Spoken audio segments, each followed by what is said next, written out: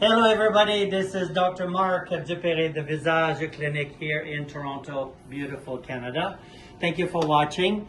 I want to thank my patient for agreeing to this filming again today. I have a very nice gentleman in his late 50s who decided to take care of himself, has gone back to the gym over the last few years, has lost weight, has built up some muscle tone.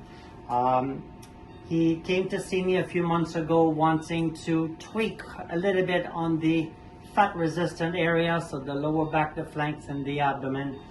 He will have a little bit of excessive skin, so we're doing a tiny skin excision in the hair-bearing pubic skin area, so well hidden in underwears and bathing suits. This is to be done shortly. He also wanted to know his options for pec augmentation.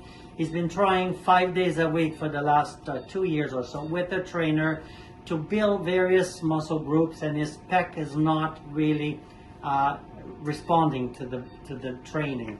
So we discussed pec augmentation, and he wants something very natural. So I showed him various options and sizes, and we elected to look at what I call the swimmer type of implant. They look very natural. We found an implant that suits him, that fits in his chest size, the height, the width, and the thickness. We went in the medium size, so 271 cc, not the large, not the small, something in between. He's also not a very short man. So we found a nice implant, silicone, solid. It comes in the right and the left. It's slightly oval, and it's important because most people don't know, but when you're at rest, the pec is almost horizontal, but when you raise your arm up, it becomes vertical. So it's important not to have too much on the outer lower corner of the chest, and that's why I like those implants. They're very natural.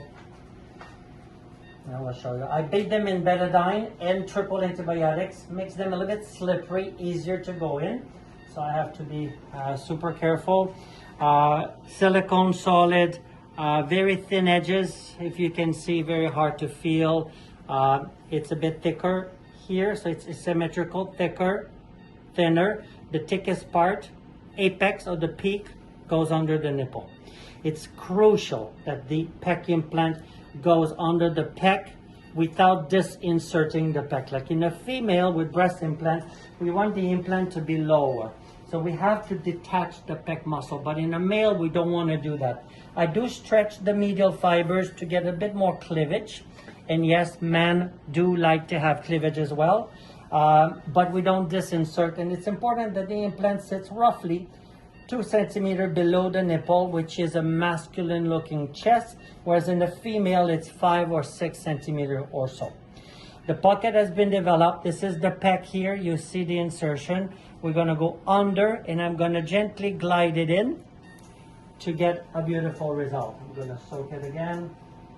I'm going to ask my assistant to lift this. Here we go. Under the pec, we give our patient a little muscle relaxant before I do this part, so it's a little bit easier to insert. I will fold it like a little cigar. Goes like this. Fold it. Pull, pull, pull, pull.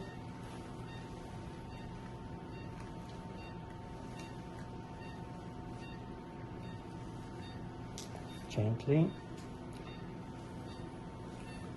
There we go. Come out. There we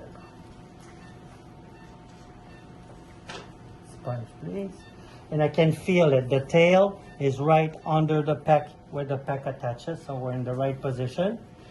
I follow my marking, and it's exactly 2 centimeters below the nipple.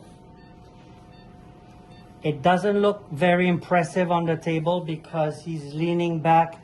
His pec is under tension, and it doesn't look impressive, but he does want something very natural.